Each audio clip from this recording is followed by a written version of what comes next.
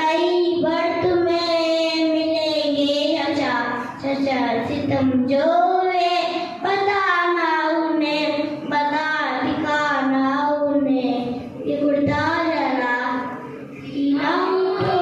मेरी जान उठो प्यारी मिली चलो कचरे पैंता सकीना का सामने वाली है, कब तक आओगे बाबा सामने वाली है, हुए जुबां मेरी 3 दिन से प्यासी हूँ, कौन पानी लाएगा सामने वाली है, नींद कैसे आएगी सो किसके सीने पर, जल्दी आइए बाबा सामने वाली है,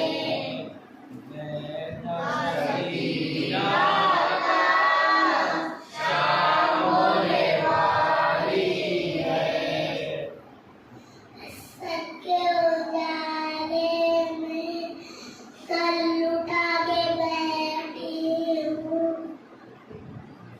बिना लूट ले आना सामने वाली, बाबा बाबा तेरे जिंदा पर कोई मासूम बड़ा तकलीफ है ये रो कर रो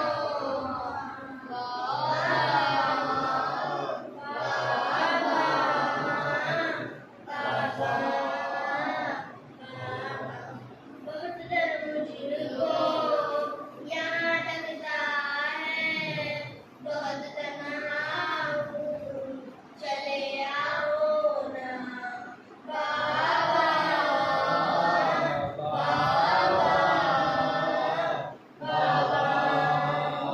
तेरे जिंदा पर कोई मासूम बड़ा तकलीफ है ये रो कर रो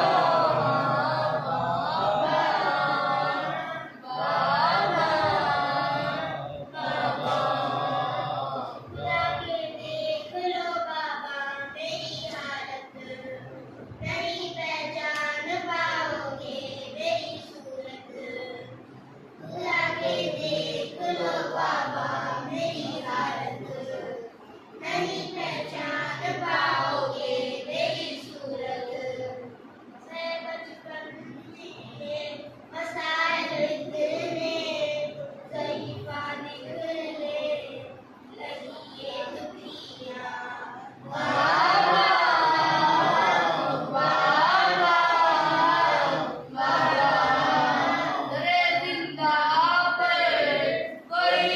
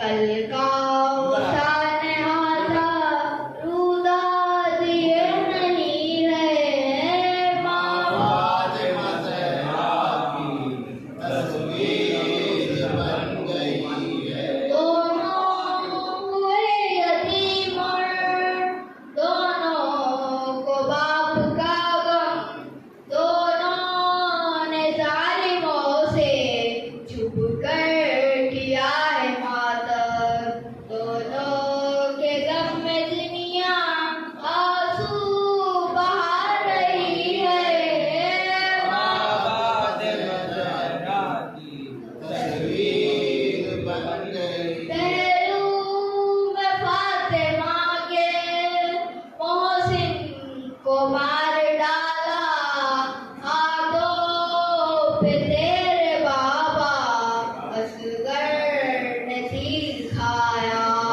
असगर के मुंह से खुशबू मोहसिन की आ रही है माँ फातिमा ज़हरा की तस्वीर बन गई। जख्मी है कान मेरे जख्मी है मेरा चेहरा बालों से रग रही हूँ बाबा मैं एक ज़ईफ़ा जो फातिमा पर गुज़री मुझ पर गुज़र रही है माँ फातिमा ज़हरा की तस्वीर बन गई है। बाबा तेरी सकीना चलेगा मोहम्मद वाले मोहम्मद। परदेश में ज़ैनब को बैठी 18 बरस के पाले को परदेश में ज़ैनब को बैठी 18 बरस के पाले को रोते हैं खड़े सब वाले नबी 18 बरस के पाले को अरमान न निकला कानून का लाशे पे से रोना कानून का पाएगी कहाँ ये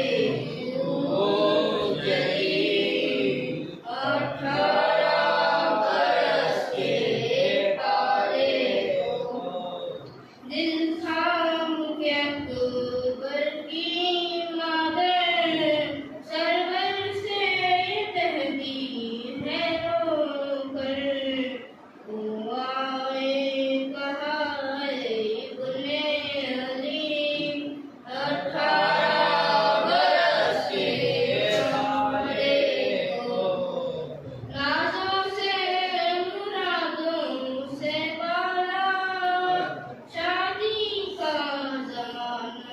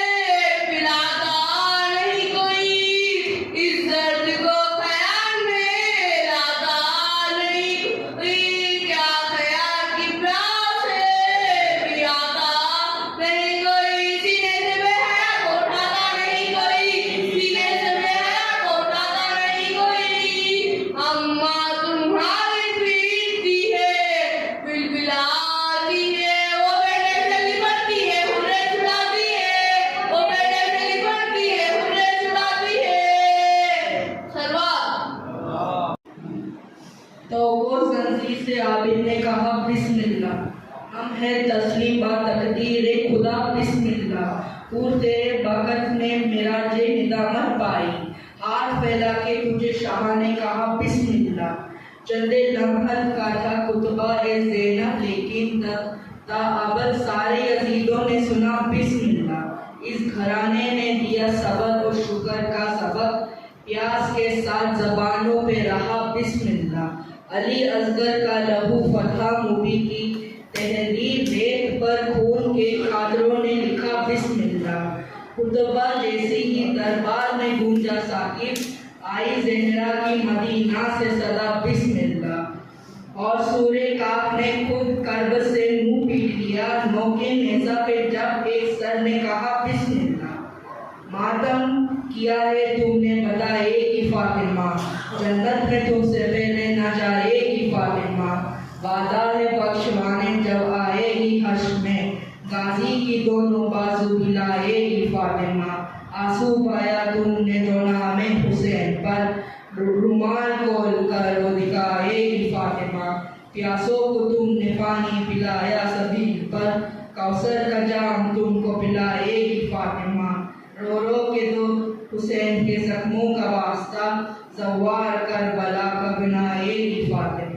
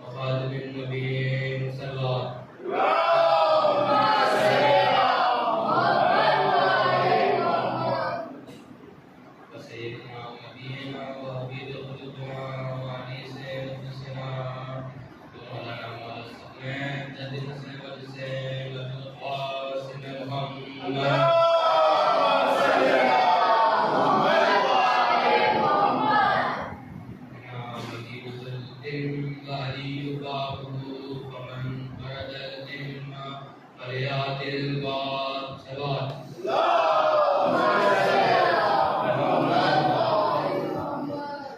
ये जिस आयत की तिलावत का शरफ मैंने हासिल किया है, इस आयत में रसूल खुदा ये फरमा रहे हैं, मैं इल्म का शहर हूँ और अली उसका दरवाज़ा है। जब जिसको भी इल्म पाना है तो दरवाजे से आए। रसूल खुदा इस आयत के साथ हमें ये बताना चाहते हैं कि अब इल्म में अली से बढ़कर कोई नहीं, क्योंकि रसूल ने सिर्फ ये नहीं फरमाया कि मैं इल्म का शहर हूँ और अली उसका दरवाज़ा है, उन्होंने ये भी कहा जिसे इल्म पाना है वो दरवाजे से आए। जब रसूल खुदा से इसका सबब पूछा गया तो रसूल ने फरमाया, मुझे पता था आगे जाकर छतें पड़ेंगी, दीवारें भी आएंगी, तो है मुसलमानों, तुम ना छत से आना ना दीवार फलांग कर आना, अगर आना तो सिर्फ दर से आना, और वो दर अली इब्न अबू तालिब अलैहिस्सलाम है।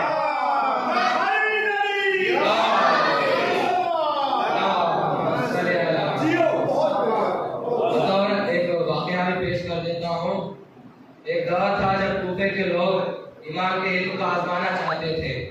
उन्होंने एक शख्स ढूंढा जो इमाम से ऐसा सवाल करे कि इमाम इस सोच में पड़ जाए। उन्हें एक यहूदी मिला जो 70 साल से बाहर में रह रहा था। उसकी रियासत की मंजिल ये थी कि वो गैर की चीजों में झांक लेता था। वो उस यहूदी को लेके गए, तैयार किया, मस्जिद में गए, मौला मिंबर पे थे। उसने मौला अली से कहा, ए अली, तुम कूफे के लोगों से सवाल करते हो, आज तुम मुझसे सवाल करो, मैं तुम्हें जवाब दूंगा। मौला अली ने थोड़ा मुस्कुराकर कर कहा, क्या सिर्फ तू जवाब देगा या फिर वो भी जवाब देंगे जो तुझे यहाँ लेकर आए हैं? मेरे मध्य मुकाबिल सिर्फ तू आएगा या फिर वो भी आएंगे जो तुझे यहाँ लेकर आए हैं? वो कहने लगा, अब जो मैं आ गया हूँ किसी की जरूरत नहीं है, मैं अकेला जवाब दूंगा। अगर अली के आगे कोई नबी होता, कोई अंबिया में से होता, तो अली इल्म का बाप होता। सामने खड़ा था एक जाहिल यहूदी। मौला ने हाथ पीछे किया, मुट्ठी बंद किया, हाथ आगे लगे, कहने लगे, बता मुट्ठी में क्या है? उसने आंखें बंद की, आसमान की किताबों के इल्म में झांका, कहने लगा, वो है अबू कुबैस पे फाख्ता ने अंडे दिए हैं, उन अंडों में से आपने एक अंडा उठाया है। लोग मुट्ठी की तरफ देखने लगे। मौला ने मुट्ठी खोली, फाख्ता का अंडा निकला।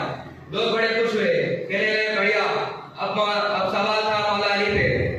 इससे पहले यहूदी कुछ कहता, मौला अली मिंबर से उतरे, अंडा लिया, सीने पर रखा, कहने लगे, अल्लाह ने ऐसी मां पैदा ही नहीं की जो ऐसा बेड़ा चले जो अली के मुकाबले में खड़ा हो। अंडा लिया, हाथ में रखा, कहने लगा, जा रख भाई पे जाओ, मैंने उठाया है।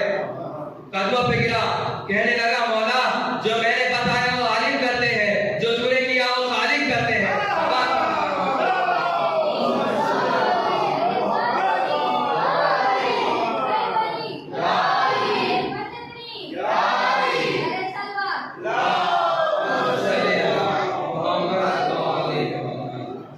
मौला अली के फज़ाइल बेशुमार है, अगर मैं बयान करना चला जाऊं तो खत्म ना होंगे। बस आपको करबला की तरफ रवाना करना चाहता हूं। परवरदिगार सूरह रूम के आयत नंबर 50 में इरशाद फरमा रहा है कि जो अल्लाह की रहमत आसार है तुम उनकी तरफ देखो। वो अल्लाह जो मुर्दा ज़मीनों को हयात अता करता है, जिंदगी अता करता है मौत के बाद। वो खुदा जो हर शय पे कादिर है। मस्जिद है, अल्लाह की रहमत आसार है, अर्शुल खाना है, कुरान मजीद है। अगर हम आगे बढ़ते जाएं तो एक लंबी फेरिस्त बनती चली जाएगी, लेकिन इन तमाम रहमत आसार में से रहमत आसार है जिसे हम करबला कहते हैं। ये अल्लाह की बहुत बड़ी रहमत है, या गोया ये कह दूं कि अल्लाह की सारी रहमतें इस रहमत के ज्यादा के नीचे छुपी हुई है। ये जो करबला हमें मिली है, ये परवरदिगार का बहुत बड़ा करम है। तो अगर हम गौर करें तो हमें पता चलता है कि न जाने कितने वाकयात गुजरे, लेकिन वक्त के साथ साथ वाकयात की वाकयात कम होती चली गई। जितनी भी चीजें उभरती रही, धीरे धीरे वो खत्म होती रही। लेकिन न जाने ऐसा क्या है जो 1400 साल से भी करबला हमारे दिलों में जिंदा है। न जाने कितने बादशाह जो करबला को मिटाना चाहते थे, 1400 साल के बाद भी आज भी हमारे दिलों में करबला जिंदा है। आज भी हमारे दिलों में हुसैनियत जिंदा है। आज भी हमारे दिलों में आजादारी जिंदा है। इसकी वजह क्या है? तो मौला हुसैन ने बाज़ अबीद करबला की जगह बनाई है। इस तहरीर के आगाज के लिए मौला अपनी सभी अजीम चीजों को करबला को सौंप दिया। इन अजीम चीजों में उनके एक अजीज भाई मौला अब्बास भी थे। वो अब्बास जिसके ईमान प्यारे की बेटियों ने मदीना छोड़ा था, वो अब्बास जिसके आने की दुआ बीवी फातिमा ज़हरा ने की थी। रोज़े आशूर आया, मौला अब्बास मौला हुसैन के पास आकर कहते हैं, आका मुझे जंग की इजाजत दीजिए। मौला हुसैन कहते हैं, नहीं अब्बास, तुम मेरे सिपाही सालार हो, मैं तुम्हें जंग की इजाजत नहीं दे सकता। जनाब हबीब का लाशा आया, मौला अब्बास फिर से आका के पास आके कहते हैं, आका ये बुजुर्ग है, नहीं लड़ पाएंगे, ये भूखे प्यासे हैं, ये जंग को नहीं जा सकते, मुझे इजाजत दीजिए। मौला ने फिर कहा, अब्बास तुम मेरे सिपाही सालार हो, तुम्हें जंग की इजाजत नहीं मिल सकती। समय से पहले मौला मोहम्मद के लाशें आए, मौला फिर हुसैन के पास गए, कहने लगे, मौला गोद के पारे मारे गए, मौला जंग की इजाजत दीजिए। भाई बड़े मुश्किल से मेरे मौला को जंग की इजाजत मिली। मैं सारे मसाइल छोड़कर आगे बढ़ता हूँ, हम सिर्फ ये पढ़ देते हैं कि मौला अब्बास के बाजू काटे गए। मौला अब्बास के बाजू एक साथ काटे गए थे, लेकिन न जाने मौला अब्बास के बाजू मैदान में अहलेगा क्यों है। तो पता चलता